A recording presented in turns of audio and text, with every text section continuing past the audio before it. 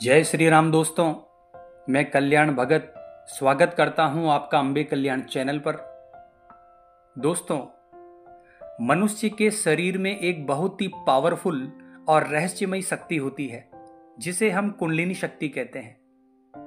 जब ये शांत होती है तब इसके बारे में हमको पता नहीं चलता, लेकिन जब ये शक्ति जागृत अवस्था में होती है, यानी इसके गतिशील होने पर हम अपने अंदर की जो दिव्य ऊर्जा होती है उसे महसूस करते हैं। इससे ऊर्जा का एक नया स्तर उत्पन्न होता है। दोस्तों, कुंडलिनी शक्ति हमारी आध्यात्मिक प्रक्रिया और अनुभव क्षमता को बढ़ाने का प्रयास करती है। दोस्तों, कुंडलिनी शक्ति जब संपूर्ण रूप से जागृत हो जाती है तो व्यक्ति की थर्ड आई यानी तीसरा नेत्र यानी तीसरी आंख जागृत हो जाती है। तीसरी आंख का मतलब यह नहीं है दोस्तों कि किसी के माथे पर कोई आंख निकल आएगी। इसका मतलब यह है कि आपकी समझ का एक और पहलू यानी रास्ता खुल गया है। हमारी दो आंखों से सिर्फ हमें वही चीजें दिखाई दे सकती है जो स्थूल रूप से है, और जब हम अपनी दोनों आंखों को बंद कर लेते हैं तो हमें कुछ दिखाई नहीं देता, और यही हमारी इन दोनों आंखों की एक सीमा है।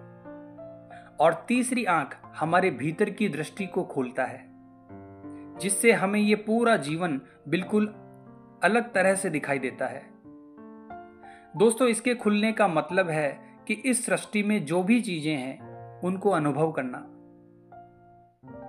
आपके अंदर कुंडलिनी शक्ति एक खजाना है जिसका अभी तक इस्तेमाल नहीं हुआ है। कुंडलिनी जागृति का मतलब है कि आप इस अद्भुत ऊर्जा का, शक्ति का सही तरीके से उपयोग करके इस संपूर्ण सृष्टि में होने वाली हलचल को महसूस कर सकते हैं। ब्रह्मांड में व्याप्त सूक्ष्म चीजों को देख सकते हैं।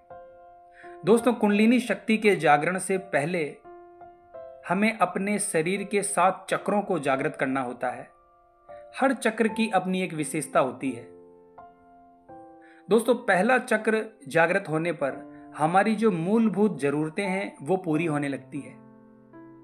दूसरा चक्र जागृत होने पर हमें रचनात्मक कार्यों को करने की शक्ति मिलती है। तीसरा चक्र जागृत होने पर हमारा आत्मविश्वास बहुत अधिक बढ़ जाता है। चौथा चक्र जागृत होने पर हमारे अंदर इस दुनिया के प्रत्येक प्राणी, जीव जंतु के प्रति प्रेम बढ़ता है। पांचवा चक्र जागृत होने पर हमें एक प्रभावशाली वाणी मिलती है, यानी जो हम कहते हैं वो कभी कभी सच होने लगता है। छठा चक्र जागृत होने पर हमें बहुत सारी अद्भुत और चमत्कारिक शक्तियां मिलती है। सातवां चक्र जागृत होने पर हमें आत्मज्ञान मिलता है, और इसके साथ ही कई चमत्कारिक शक्तियां, जैसे कि किसी के मन की बात जान लेना, किसी भी व्यक्ति को छूकर उसके अतीत के बारे में जान लेना, भविष्य में होने वाली घटना का पहले से ही आभास हो जाना, दिव्य दृष्टि और मानसिक शक्ति और मानसिक शांति प्राप्त होना, अपनी अंतरात्मा से सीधा संपर्क होना, ये सभी कुंडलिनी जागरण से होने वाले फायदे हैं। दोस्तों, जो भी व्यक्ति अपनी कुंडलिनी को जागृत करने के बारे में सोच रहे हैं, उन लोगों के लिए कुंडलिनी जागृति से होने वाले नुकसान के बारे में भी जानना बहुत जरूरी है। दोस्तों, कई बार हमारी कुंडलिनी मुसीबत के समय कुछ समय के लिए अपने आप ही जागृत हो जाती है और हमें मुसीबत से बाहर निकालने का रास्ता बताकर फिर से सुप्त अवस्था में लौट जाती है। दोस्तों, कुंडलिनी जागृत करने से पहले हमें अपने आप को मानसिक रूप से तैयार करना होगा। कुंडलिनी जागृत करने का लक्ष्य ही मन के भावों को मिटाना और मन पर विजय प्राप्त करना होता है। दोस्तों, इस प्रक्रिया में एक समय ऐसा भी आता है जब हमारा मन ऑटोमेटिक ही विचारों से भर जाता है, और कभी कभी ये विचारों से खाली भी हो जाता है। दोस्तों, ऐसा इसलिए होता है क्योंकि मन अपनी सत्ता को मिटते हुए नहीं देख सकता। इस वजह से हमारा मन हमारे अंदर कई तरह के भ्रम पैदा करना शुरू कर देता है, जिससे हमारा मानसिक संतुलन बिगड़ने लगता है। इस दौरान हमें योग और प्राणायाम का सहारा लेना पड़ता है। दोस्तों, कुंडलिनी जागरण की प्रक्रिया में व्यक्ति को एकांत में बैठकर अपनी दोनों आंखों को बंद करके आंखों के मध्य में दोनों भौहों के बीच में थोड़ा ऊपर की तरफ ध्यान लगाना होता है, जिसके फलस्वरूप कई बार साधक को सिर में दर्द होने लगता है। इसीलिए इस प्रक्रिया को ध्यान पूर्वक एकाग्र होकर शांत चित्त से करना चाहिए। दोस्तों, एक बार ये शक्ति जागृत होने के बाद साधक को निरंतर इसका अभ्यास करना होता है, क्योंकि इस प्रक्रिया के दौरान कई बार साधक को कई तरह के भ्रम पैदा होने लगते हैं। जैसे कई बार कुछ भी दिखाई नहीं देना, कई बार लोक परलोक के दर्शन होने का भ्रम या समय में आगे पीछे जाने का भ्रम। दोस्तों, ऐसा अधिकतर कुंडलिनी के सातों चक्रों को एक साथ जागृत करने की वजह से होता है। दोस्तों, जब हमारी दिव्य दृष्टि खुलती है और हम भूत या भविष्य में होने वाली घटनाओं को देखते हैं, तो कई बार इन शक्तियों को हम संभाल नहीं पाते, इन शक्तियों को हम अच्छे से कंट्रोल नहीं कर पाते। इसकी वजह से जो चीजें हमें नहीं देखना, हम नहीं देखना चाहते, वो सभी चीजें हमें दिखाई देने लगती है।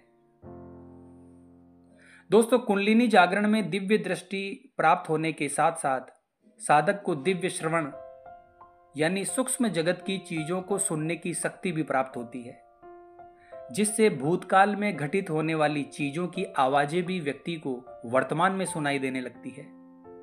और ऐसे अनुभव जिन व्यक्तियों का इन शक्तियों पर नियंत्रण नहीं है, उनके लिए ये आवाजें एक बुरा अनुभव बन सकती है।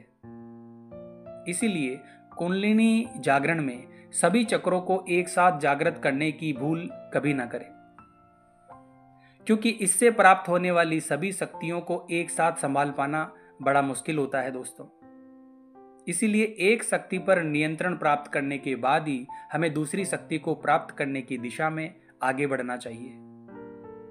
दोस्तों, जिस साधक की कुंडलिनी शक्ति जागृत हो जाती है, उस साधक का क्रोध, अहंकार, लोभ, मोह माया नष्ट हो जाती है। इस प्रक्रिया में एक साधक गहरे ध्यान और आनंद में डूब जाता है।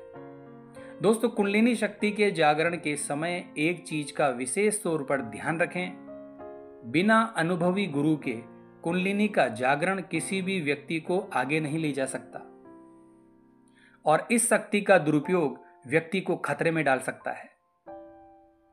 इस अद्भुत शक्ति को प्राप्त करने के लिए साधक को शारीरिक, मानसिक और आत्मिक स्तर पर साधना करनी पड़ती है।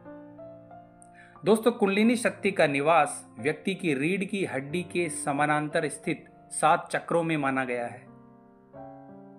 माना जाता है कि इंसान अपनी कुंडलिनी शक्ति को जागृत करने के बाद नामुमकिन कार्य को भी मुमकिन कर सकता है। दोस्तों, हर जीव के शरीर में 7 कुंडलिनी होती है।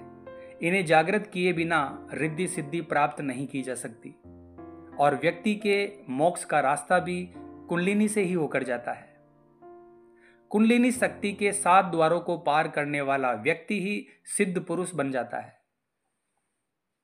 कुंडलिनी शक्ति आपको आध्यात्मिक मार्ग में सही दिशा प्रदान करती है। दोस्तों, कुंडलिनी शक्ति आपके सभी पाप कर्मों को जलाकर आपको मोह माया और भ्रम से मुक्त कर देती है। अब ये किस प्रकार से होगा दोस्तों?